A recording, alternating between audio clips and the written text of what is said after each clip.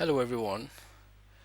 Our presentation today is titled Citizenship Education in Nigeria.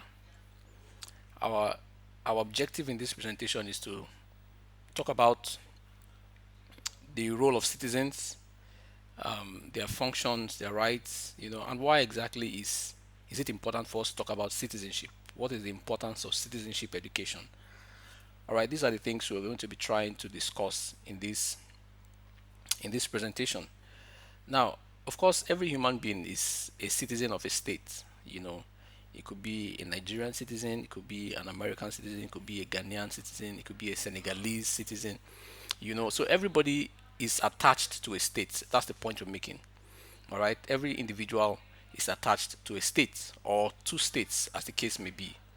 Now, individuals or citizens are always expect the state to provide for them their safety, their needs, protect their lives, their properties, and all of that. But citizens are not so quick to find out what their obligations to the state is, or what their obligations to the states are. What duties do they do this does the state expect from them, and how best can they perform these duties. Citizens do not necessarily talk about all of those issues more than they talk about what the state should do for them. All right, so this course basically tells us this course this topic, or this presentation rather, tries to strike a balance between what the citizens expect from the state, as well as what the state expects from the citizens. All right. Now, we cannot overemphasize the fact that citizens play a very important role in the development of society. Whether it's at the regional level or the international level, citizens, of course, are important in development process within their state, and that's where citizenship education comes in. It's an education that empowers citizens with the knowledge, the sensitization that is needed to put them at their best in terms of um, contributing to the development process. You know, so citizenship education empowers the citizens, to be positive agents in the development process. And so that's what we're going to be talking about for the rest of this presentation. And it's important to also note that it's not limited to any age range. Whether they are young people, whether they are adults, everybody needs citizenship education. And every now and then, it's important for us to update what we know and how much we know about the state or the states to which we belong. Now, here are some of the reasons, why it's important for us to undertake citizenship education. These are just a few of the reasons. The list, of course, goes beyond what you see on the screen. Um, the first one there talks about encouraging young people against juvenile behavior. There are certain kinds of behavior patterns, juvenile delinquency rather. There are certain kinds of behavior patterns that seem to be peculiar to young people. Um, but it's important for us to kick against this negative, or the negative aspects of these behavior patterns, and encourage young people to pursue behavior that align with progress, with security, with peace, and that make them positive influences in the society. The second one talks about discouragement of criminal behavior. This specifies criminal behavior.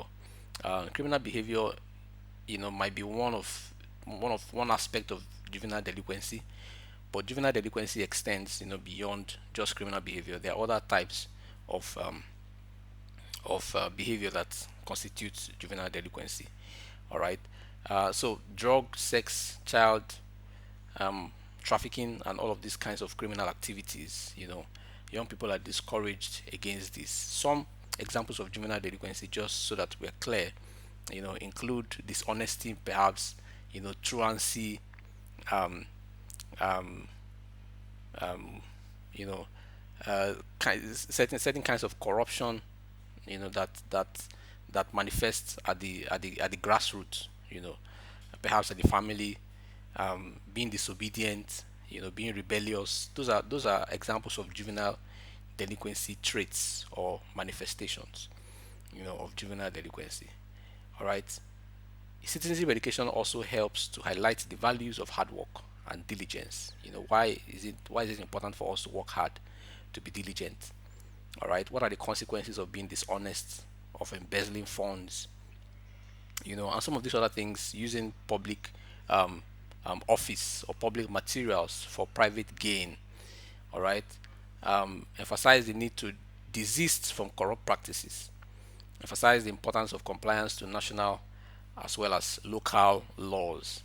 All right. So the list, like I said, goes beyond this, but these are just a few of the reasons why we can justify citizenship education and insist that every citizen must be educated or sensitized to an extent where they are very aware of their rights, and not just their rights but also of their obligations to the state.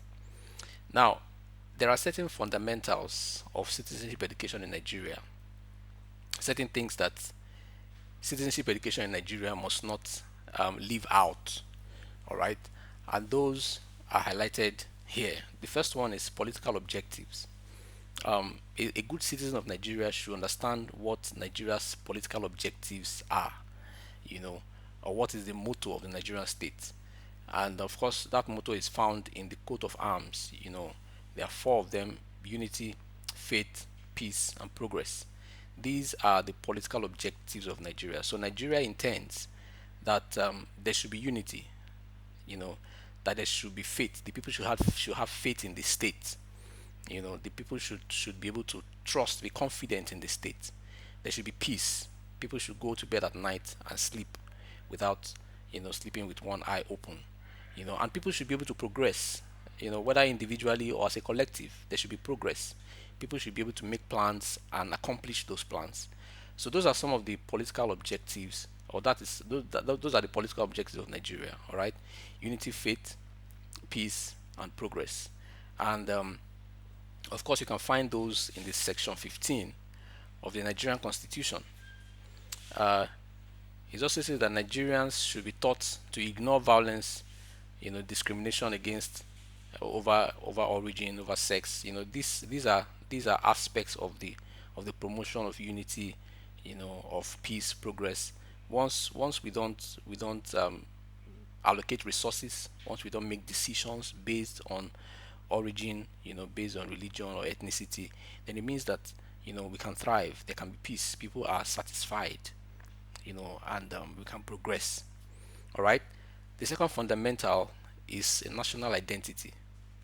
Now, every Nigerian citizen should understand the identities of Nigeria as a state, as a country. All right, and those identities, or those symbols of identity include the flag, the national anthem rather, the pledge, the currency, and the coat of arms. These are symbols that reflect Nigeria's national identity. So someone who is a Nigerian should know, for instance, the colors of the Nigerian flag, should be able to recite the national anthem and the pledge, should be able to identify a Nigerian currency, when the person sees one, and understand also what the symbols on the coat of arm represent. You know, of course, the colors of the Nigerian flag, we're told that the green color represents agriculture, and the white color represents peace and unity, which of course link us back to the political objectives of Nigeria. So these are two fundamentals of citizenship education in Nigeria. We'll talk about others, but before we talk about others, let's talk about the coat of arms.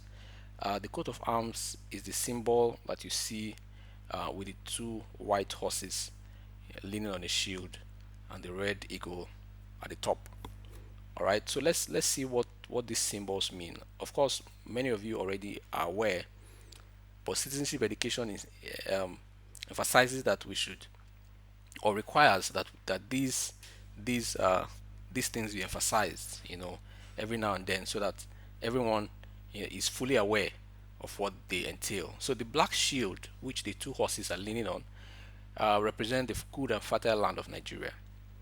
All right, the two white horses represent the dignity of Nigeria, Nigeria's dignity as an independent state. The red eagle at the top, on the top of the black shield, represents strength.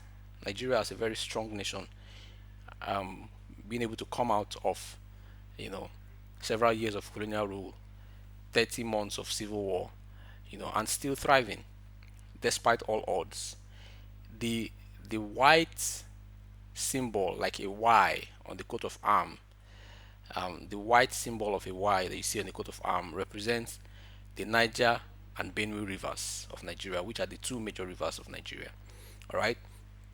So, just in case you forgot or in case you didn't know, um, these are the symbols. These are the symbols and the meanings, of the Nigerian coat of arms. And as a citizen of Nigeria, it's important that we are aware of these. Now, the fundamentals, the fundamentals continue here. The third fundamental is a national ethic or national ethics. The Nigerian state, you know, identifies these as ethics that guide the conduct, the practices of people, of organizations within the Nigerian state.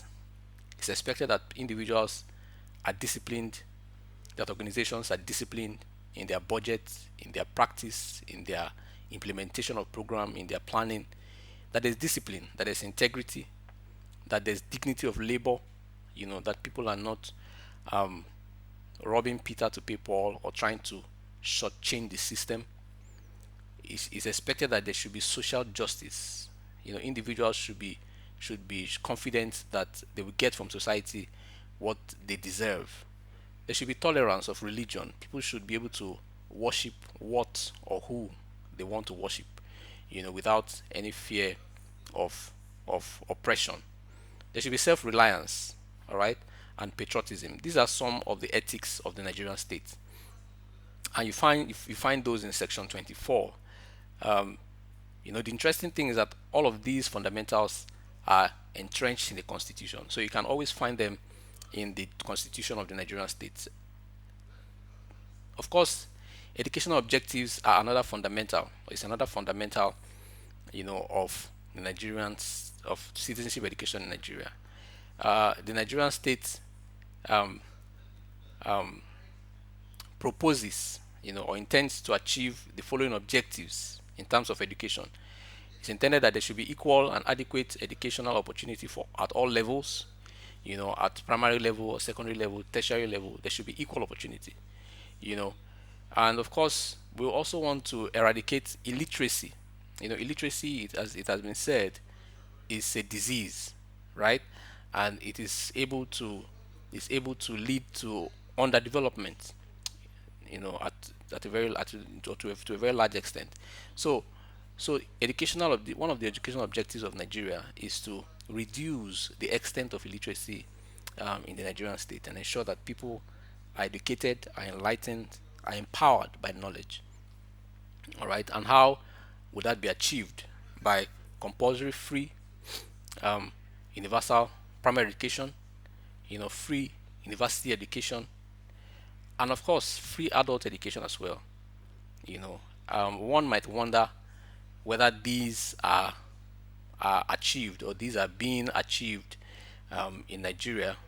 Well, that is a different argument. But the point we're making is that ideally, educational objectives of Nigeria include all of these: free primary education, free university education, and of course, by extension, free secondary education too. The universal basic education program covers both primary and secondary education, and then of course adult education. All right. So these are educational objectives of the Nigerian state, which you find also in section 18 of the Constitution. Section 16 contains the economic objectives that Nigeria should be able to harness national resources, should be able to promote national prosperity, should be self-reliant economy, should secure maximum welfare, freedom, happiness for all citizens. These are economic objectives, you know. So basically, a citizen of Nigeria should understand the political objectives that Nigeria emphasizes or intends to achieve: unity, faith, peace, progress.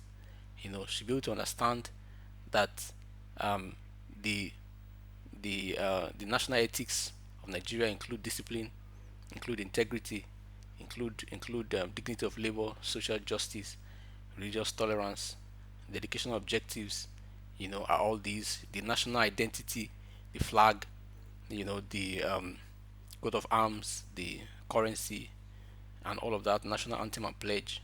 So a citizen should understand all these fundamentals. That's the point we're making. And as soon as that is done, then the individual can confidently claim to be a citizen of the Nigerian state. All right. Now we'll go on to talk about the methods of acquiring citizenship in Nigeria, or of acquiring Nigerian citizenship. You know, the first method is by birth. So here it is said that any person who was born in Nigeria either before or after the date of independence, you know, and then has at least one of either parents or grandparents, as a citizen of Nigeria, is a Nigerian citizen. So whether you were born before independence, before Nigeria was independent, or after Nigeria's independence, you know, but once it's provided that once you have one of your parents as a Nigerian citizen, whether your dad or mom, or one of your grandparents, your grandpa or grandma as a Nigerian citizen, then you're qualified to become, or you are a Nigerian citizen by birth. All right. So everybody who is born outside Nigeria as well, but who has one of either parents or one grandparent as a Nigerian citizen is also a Nigerian. So, for instance, if you are born in Mali, and then your mom is a Nigerian, you are a Nigerian by birth as well because your mom is a Nigerian citizen. So you are a Nigerian by birth, regardless of the fact that you were born in Mali. Interesting.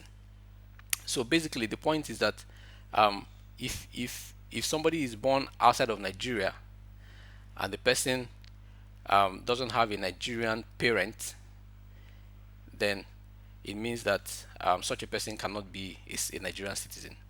Now, it's important to also highlight. I'm so that you don't miss the point I made in the last sentence. For those who are born outside of Nigeria, it is required that at least one parent, not grandparent this time, at least one parent is a Nigerian citizen. So, if for instance you are born in Mali, like we're saying, and then none of your parents is Nigerian, but your grandmom is Nigerian, you can't be a Nigerian citizen because none of your parents, is a Nigerian. All right, but one of your parents, your biological parent, has to be a Nigerian if you're born outside of Nigeria for you to lay claim to Nigerian citizenship by birth. All right, the second method is by naturalization. And here, Section 27 of the Constitution provides the conditions upon which an individual can be given a certificate of naturalization by the President of Nigeria. All right, the person must meet the following criteria: must be of full age, and of course, must be of full capacity as well. Must show clear intention of residing in Nigeria. Must have good character. Must be approved. This is very important. Must be approved by the governor, and the local residents of the states inside Nigeria where the person intends to reside. All right. The person must also take the oath of allegiance before a court, and of course, must live in Nigeria continuously for a period of 15 years after the date of application. All right. So these are the criteria upon which an individual can receive a certificate of naturalization, and become a Nigerian citizen by naturalization. All right. The third method is by registration, and here an individual can become a citizen by registration. Once they are married to a Nigerian citizen, whether a lady or a man married to a Nigerian citizen, you know, or any individual within required age, who has one grandparent as a Nigerian. So if you have one of your grandparents as a Nigerian, if you remember the example we're making of an individual born in Mali, and then maybe has a grandmom who is a Nigerian, but none of his or her biological parents is Nigerian. In this case, such an individual can become a Nigerian citizen by registration. Okay, um, so these are the conditions for citizenship by registration. A woman who is married to a Nigerian indigene, and I think also a man married to a Nigerian indigene can be a citizen by registration. But we'll have to confirm that. All right. So these are the conditions for citizenship by registration in Nigeria. Now, there's also provision for honorary citizenship. And here the president of Nigeria is the only person who confers the honor or this kind of citizenship on another individual. All right, and it happens on very very rare occasions. Okay, the last known or one of the examples of honorary citizenship happened in 2005 when the then president Olusegun Obasanjo conferred honorary citizenship on Wesley Snipes. Wesley Snipes is a popular Nollywood actor. All right. There's also a provision for dual citizenship. Some people have a Nigerian citizenship, they also have a British citizenship, or a Nigerian, a Canadian citizenship, or a Nigerian, a Brazilian citizenship. How do they acquire this? A Nigerian can only be a citizen by birth of one other country, you know, um, as outside of Nigeria. So a Nigerian who is a Nigerian citizen can only be citizenship or can only have citizenship by birth from only one other country.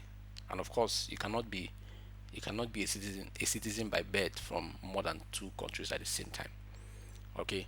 Of course, an individual will forfeit a Nigerian citizenship if they were not a citizen by birth in Nigeria, and then they acquire or retain the citizenship in another country. So the point that is being made here is that a Nigerian who must have dual citizenship cannot have a citizenship by birth from more than one other country, which of course is logical. All right. The second thing is that a Nigerian citizen who acquired citizenship by either naturalization or registration, but goes ahead to acquire citizenship in another country that is not by birth, that ceases to be a Nigerian citizen.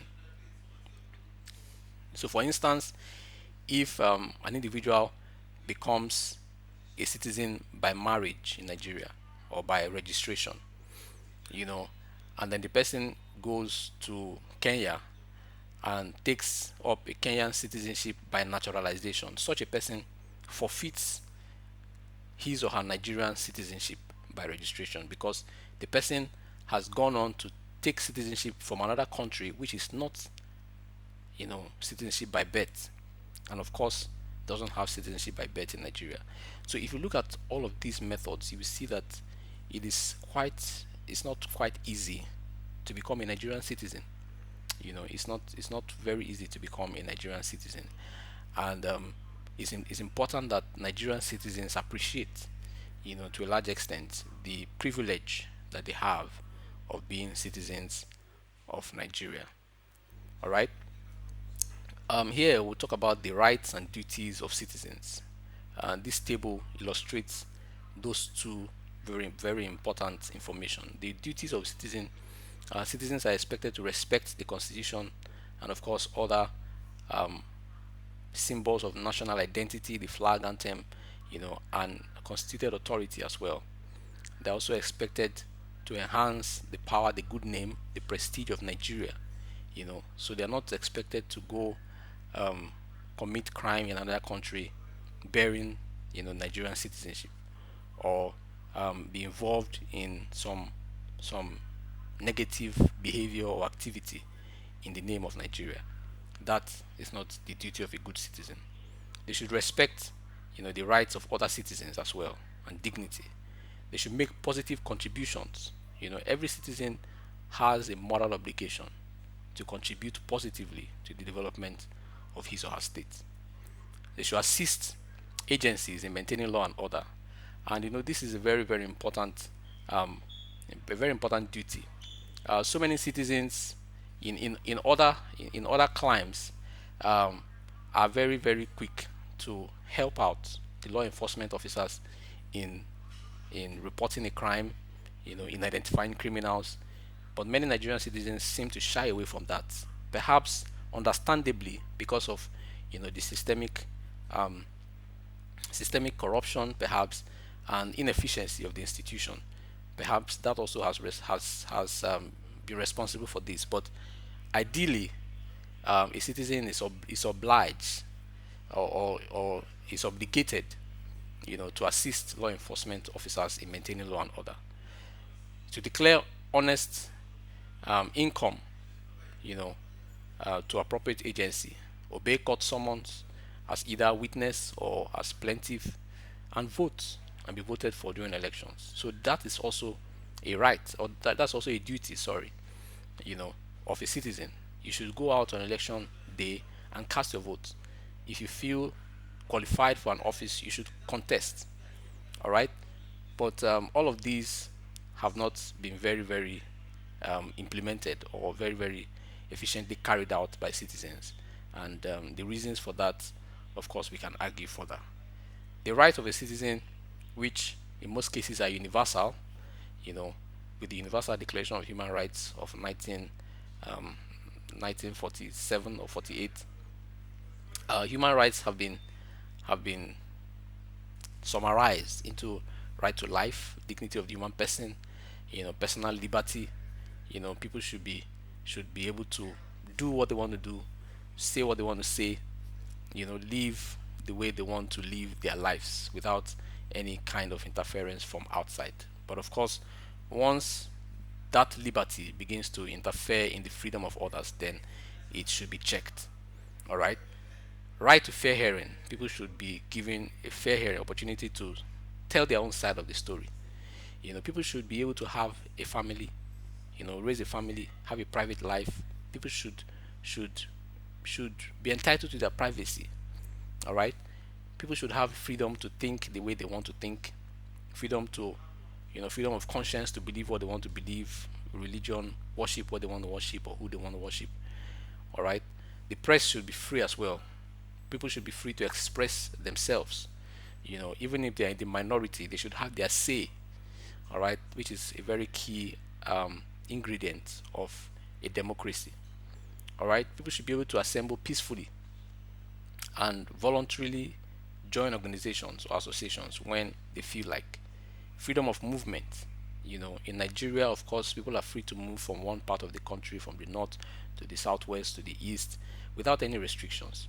That is a fundamental right of a Nigerian citizen. So the moment that right is abused or interrupted, then it means that there is a challenge. Freedom from discrimination, all right, on the basis of religion or gender or um, ethnicity. you know that also is a right. People should not be discriminated against because of where they come from, or the language they speak, or the religion they subscribe to. All right. So those are the duties and rights of Nigerian citizens, and every citizen of Nigeria must understand their duties, must understand and know their rights, you know, as Nigerian citizens.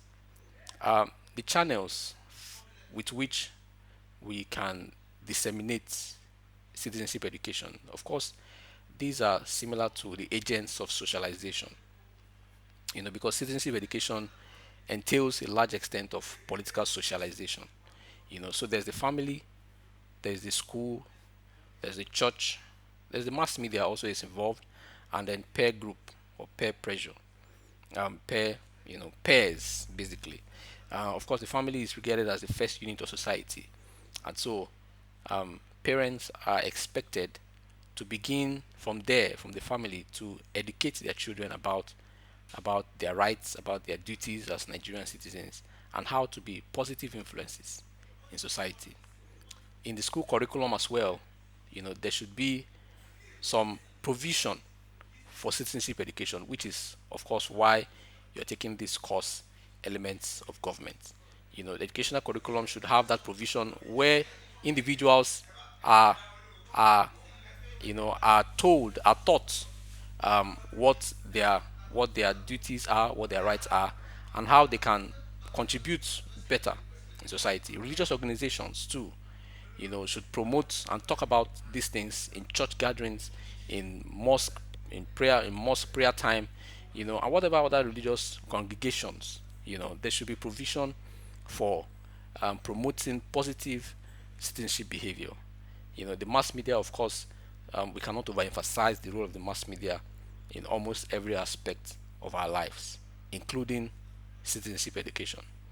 And even among peers, conversations, you know, encouragement should be made so that peers are able to contribute meaningfully to citizenship education, or to the country, to the state to which they belong. All right, the state to which they belong. Okay, so these are some of the channels or mediums through which citizenship education can be communicated, all right, or transferred either from pair to pair, or from parent to children, or even from the state, you know, to the citizen. Other channels include political parties, include interest groups, include associations, as many channels, as many opportunities as possible should be used in ensuring that citizens are educated properly, you know, to be the best that they can within the state. Now, what is the essence of nationalism in the whole conversation surrounding citizenship? Nationalism is synonymous, no, nationality rather is synonymous with citizenship. So when you ask someone, "What's your nationality?" you know, technically you're asking the person, "What state are you a citizen of?" And Honor has defined nationality as referring to a person belonging to a state, a country, or a nation. All right. Nationality itself is largely a product of nationalism. And nationalism are a set of activities or ideologies, that are aimed at gaining freedom, or self government, self independence for a particular people or a particular territory. All right. So the the activities, the arguments, ideologies that our our former leaders had before Nigeria got independence can be regarded as nationalist um, activities. Okay, and some of those leaders include Herbert Macaulay, Nnamdi Azikiwe, and so many of them, Tafawa Balewa, and all of those individuals. Those are referred to as Nigeria's nationalists or Nigerian nationalists. Because they they they promoted or professed certain ideologies, that were surrounded with the theme of gaining independence, achieving self-government for the Nigerian state. And so, a good citizen is one who loves not just his or her country, but who loves also his or her fellow citizen. So much so that such individual, such love, is expressed in word, is expressed in the person's behavior towards her fellow or his fellow citizen. So, citizens must also have that sense of nationality, must also have the sense of pride, of patriotism to protect, to promote, to defend the nation which they call their own. All right. A good Nigerian citizen is a nationalist, ought to be a nationalist, committed to the peace and progress of the Nigerian state. So the question to ask yourself is, are you a nationalist? Are you a true Nigerian citizen?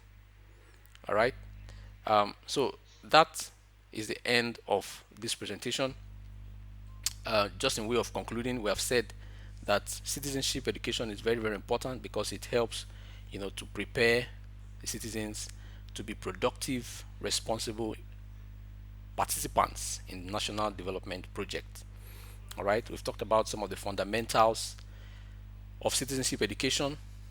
We've talked about political objectives of Nigeria. We've talked about the economic objectives. We've talked about national identity.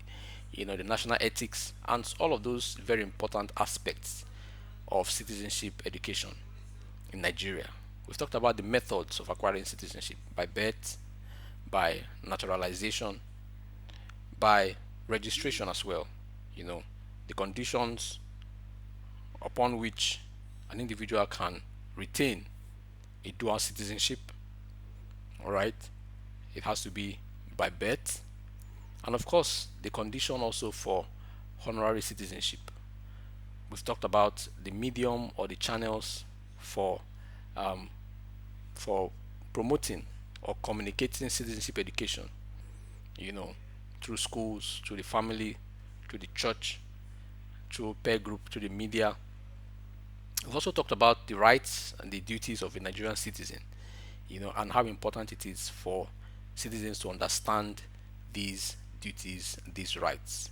And finally, we have said that a good citizens of whichever states, including Nigeria, should be nationalists in the sense that they should, in their words and in their deed, they should express their love for the country and, of course, for their fellow countryman. All right. I hope that this presentation has been helpful. If you have questions, if you have comments, certainly we can continue the conversation. But in the meantime, thank you so much for listening.